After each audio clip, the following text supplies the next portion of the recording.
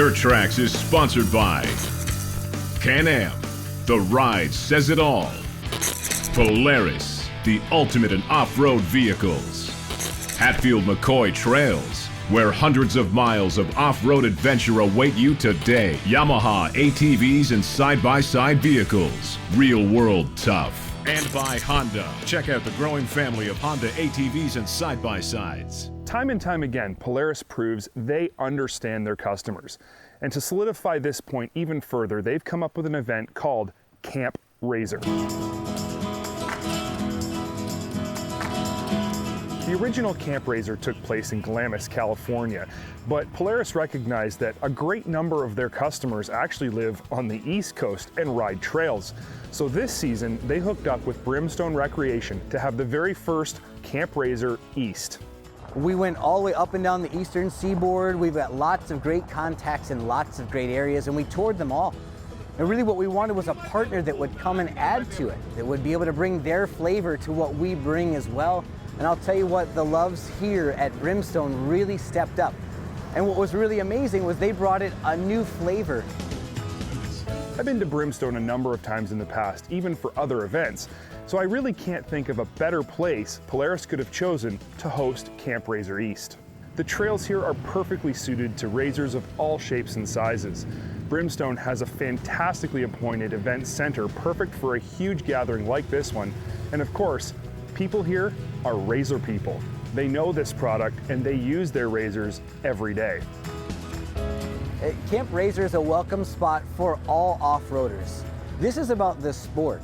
And yeah, sure, it's about Polaris and what we have and everything else, but this is about people who live their life out here. This is about people who choose to spend time with their family and friends out on the trails, having fun, getting dirty, muddy, all that stuff. We want them to be riding RZRs for sure. We just love to see them outside enjoying the sport. So whatever color you're running, bring it out to Camp RZR. But Camp RZR is so much more than just a gathering. Polaris has ensured that this event is jam-packed, full of activities and exciting things to do to keep their RZR owners entertained all weekend long.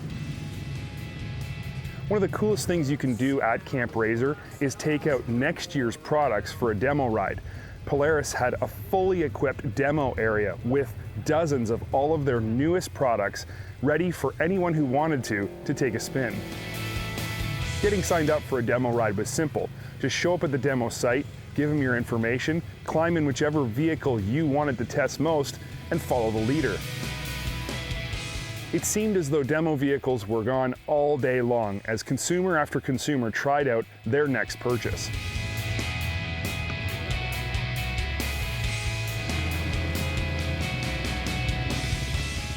An event of this magnitude wouldn't be complete without some sweet giveaways, and Polaris understands the importance of providing some of their customers with sweet swag. Welcome out, everybody. Thank you for coming out. What a great weekend we have in store for you guys. Are you guys ready to spin the prize wheel? Yeah! There you go. What are you riding this weekend? RZR 4. I like that. Having this event hosted at Brimstone Recreation in Tennessee opened up some interesting possibilities for country music acts. Brimstone is well known for bringing in big country stars to perform at their own events, and Camp RZR was certainly no different. These singers weren't here at Camp RZR just to perform though, they came to ride. Josh Thompson took one of the demo RZRs out for an afternoon in the mud just before he performed an acoustic set on top of a mountain, sitting on the back of a Ranger. Thank you guys so much, I appreciate it. We'll see you guys later on tonight. I'm not sure country music gets any more authentic than a performer sitting in the bed of a Ranger, covered in mud, playing live country music on the top of a mountain.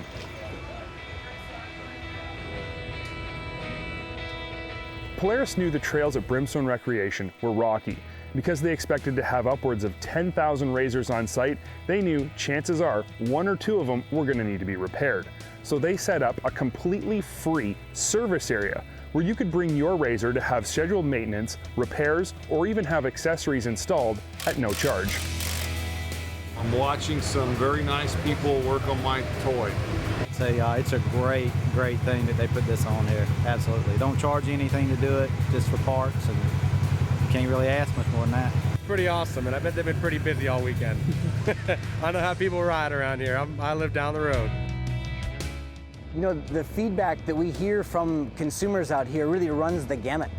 We have a service bay over here where we're doing service on all kinds of machines from all model years and all product lines. And you know, we're getting tips on what's breaking or what's not working or how they're using it that we can make improvements on there. And I could show you some new models and point at features that came directly from customer feedback at events just like this. If parts and accessories for your RZR were what you were after, the concession area was definitely the place for you. Polaris works with numerous partners, both OE and aftermarket, and many of those partners were on hand with product to display and people to explain how to use it.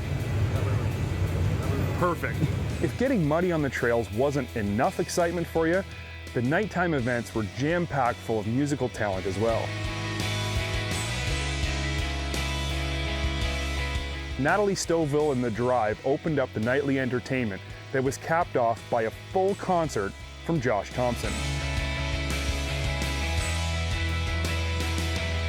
The crowd was clearly pumped and had had an awesome day at Camp RZR, but what they didn't realize was that day one would pale in comparison to what Polaris had planned for day two.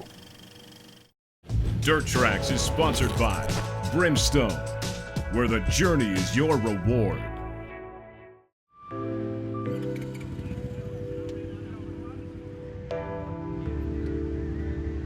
Brimstone Recreation offers all forms of accommodation, and while staying in a fully featured cabin is definitely nice, you couldn't get much closer to the action than camping on site. And people definitely took advantage of this. From tents to campers, toy haulers to motorhomes, there wasn't a single empty campsite on the whole property. Day two of Camp RZR was when Polaris packed all of the competitive events into the schedule. Drag racing was a simple, head-to-head, straight-up event, with vehicles being divided into classes based on their style and engine size. But the real event everybody came to see and compete in was definitely the obstacle course.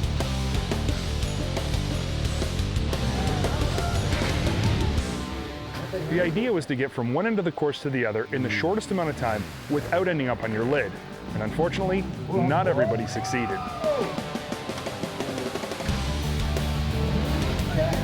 The event that I was most interested in was the Celebrity 170 race. To say that this was a crazy idea and that I was extremely excited about it would both be an understatement. Polaris brought a whole fleet of brand new RZR 170s, all PDI'd and ready to go. We each picked one and applied our numbers, and then we were divided into teams for the first heat. I was in Heat 1, which consisted of 4 laps with 4 RZR 170s on the line, and my biggest competition was definitely X Games gold medalist Ronnie Renner. All the pre-race trash talking in the world could not have prepared us for what was about to come when the green flag dropped. And while Ronnie did get off the line first, I was not going down without a fight. We got, oh, look at Luke. Luke, you're gonna have scoliosis. Luke's got a good line right through here. Look at that.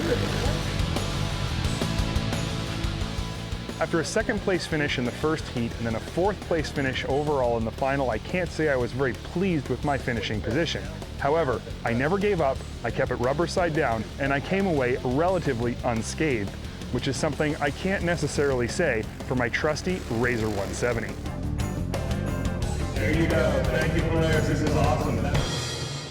Camp RZR was definitely a success. Everybody had a great time, but it wouldn't be Camp RZR if it didn't end with a bang.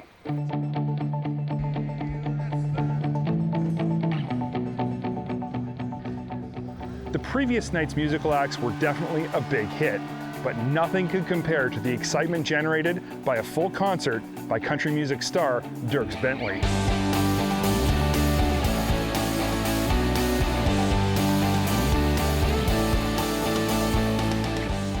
A field full of RZRs and 10,000 music fans was the perfect way to cap off a weekend full of excitement. I can only imagine what Polaris has in store for next year at Camp RZR East. I wish we could do this in every market across the US. Simply put, we can't, because when we do these the right way. But please come on out, because there's 100 or more Polaris employees that want to shake your hand.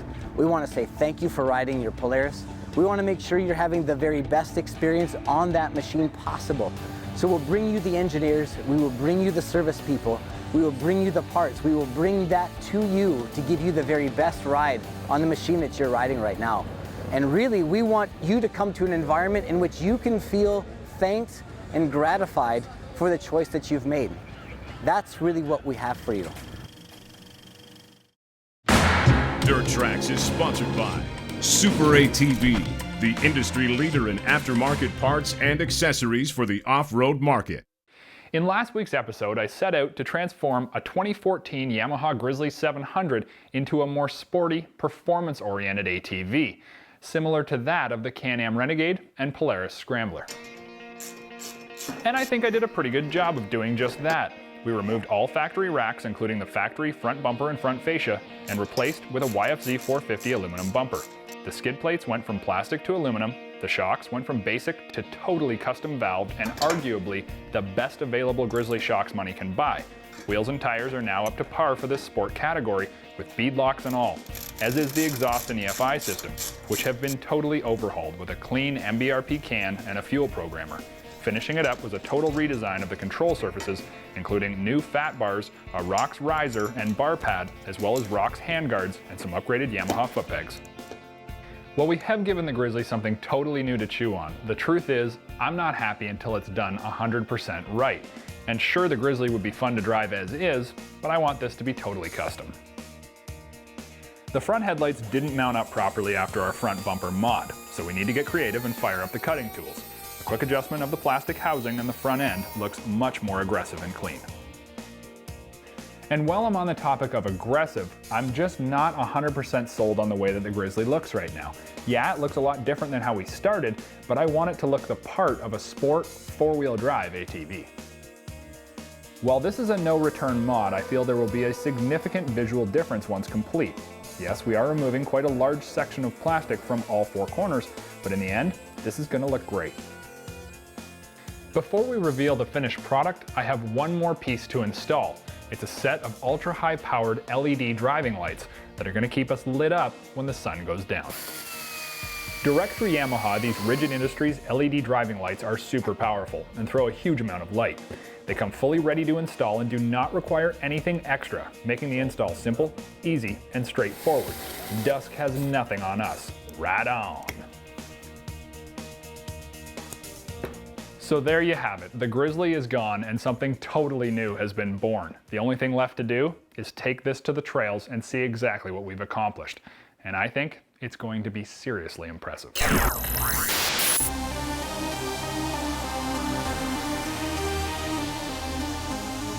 The first thing I noticed is everything. This is not a Grizzly any longer. This, in my opinion, is what I'll call a WR700. I feel totally in control with the ROX riser and fat bars placed directly in the sweet spot for aggressive riding. Seeing the wheels up front makes me feel much more like I'm on a sport ATV and gives me a serious advantage for spotting the trail and obstacles in my way. With the Elka suspension linked to the ITP tires and rims, everything feels so much more planted, no matter how fast you get going or how gnarly the conditions get. The Elka shocks and dual rate springs not only feel incredibly smooth and yet firmly planted, they transform the way the WR attacks terrain. It's incredible just how aggressive you can get in the corners. Not worrying about what the tires may contact and picking through rocked out washes delivers a precise, controlled feeling, thanks to the custom valved and factory tuned shocks. The ITPs are downright aggressive, grabbing hold of the earth and propelling the now lighter front end skywards. With the beefy beadlocks and sturdy plied sidewalls, I'm not worried about spinning a tire on the rim or incurring a puncture. While I was skeptical about just how much we'd feel the EFI fuel programmer and exhaust when we're out on the trails, I was pleasantly surprised with the results. The MBRP can makes a sweet low note. It's not obnoxious and it's not annoying. it's aggressively clean. It's also a lot lighter, which linked to all the weight savings on this ATV helped to make the EFI programmer have its best chance of impressing, and that's just what it did. Set to the aftermarket exhaust map, I can tell the 700 is running cleaner, and from initial roll-on of the throttle to high-speed blips to lighten the front end, the WR has come alive, adding even more punch to the single-cylinder torque feel across the power band. The transformation of the Grizzly to the WR has been far more than I imagined it would be, and makes me wonder if Yamaha isn't going to produce an ATV similar to this in the near future. Sure, we did a lot of work on this ATV, but everything besides a few visual adjustments was bolt-on and plug-and-play. This is a totally attainable vehicle for Yamaha to build and offer to the general public, with very little change to their current Grizzly. And keep in mind, just like the Scrambler and the Renegade, the underpinnings of the WR have not changed from the more utility-focused Grizzly it came from.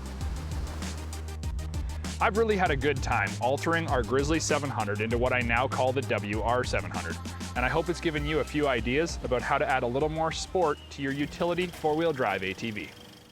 DirtTrax is sponsored by Triton Trailers. Know it, own it, haul it, and by Seismic UTV accessories. Get more done, have more fun. I know this isn't the side-by-side you were hoping to see from Honda, and to be perfectly honest, it's not what we were hoping or expecting to see from Honda either.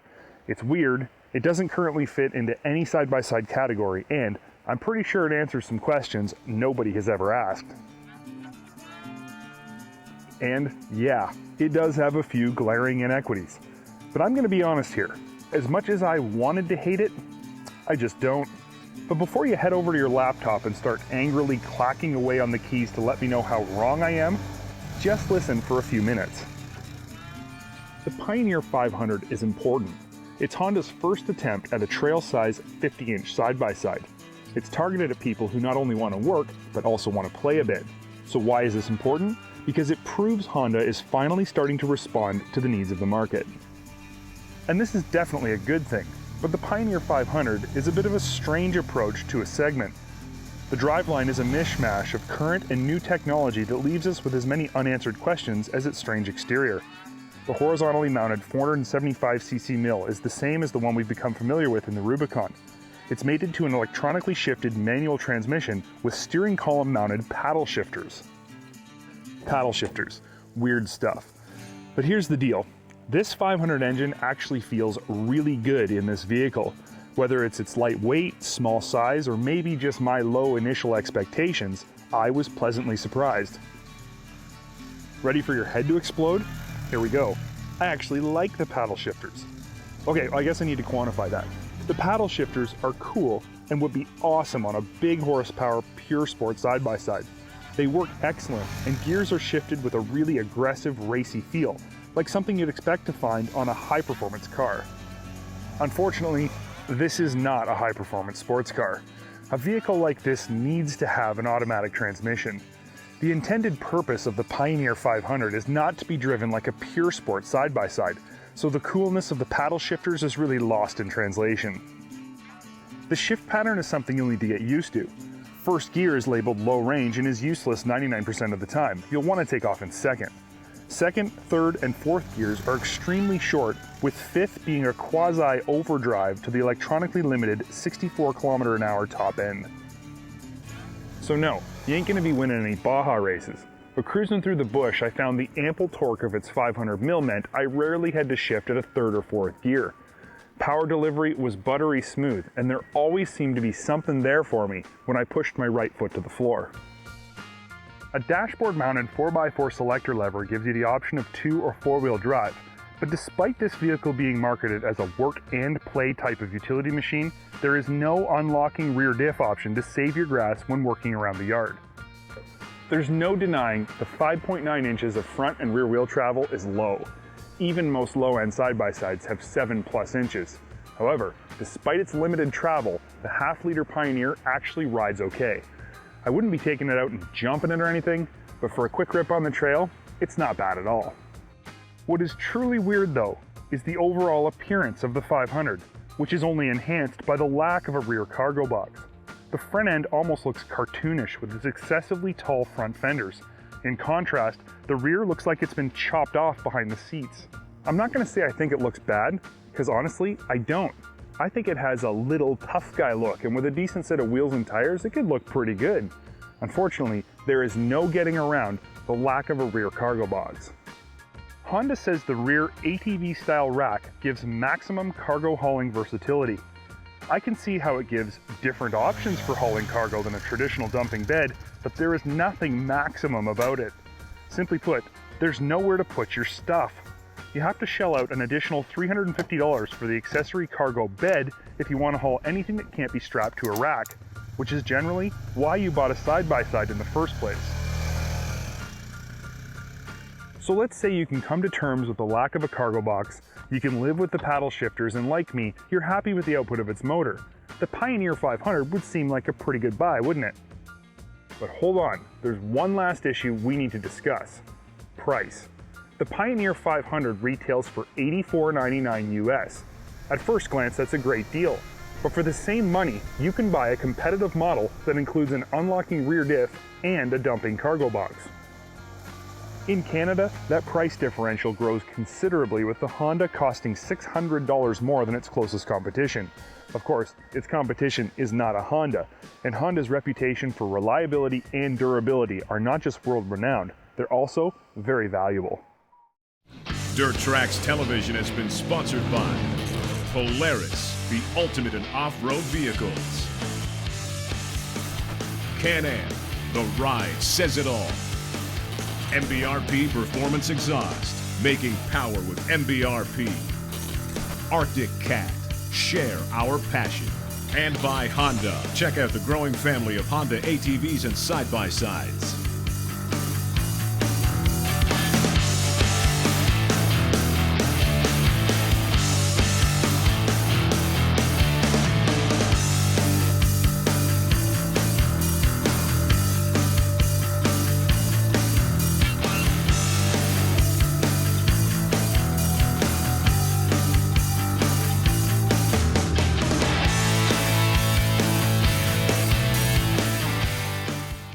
If you enjoyed this video, post a comment and let us know what you think. Then, click this link to subscribe and that link for more great videos from DirtTrax TV.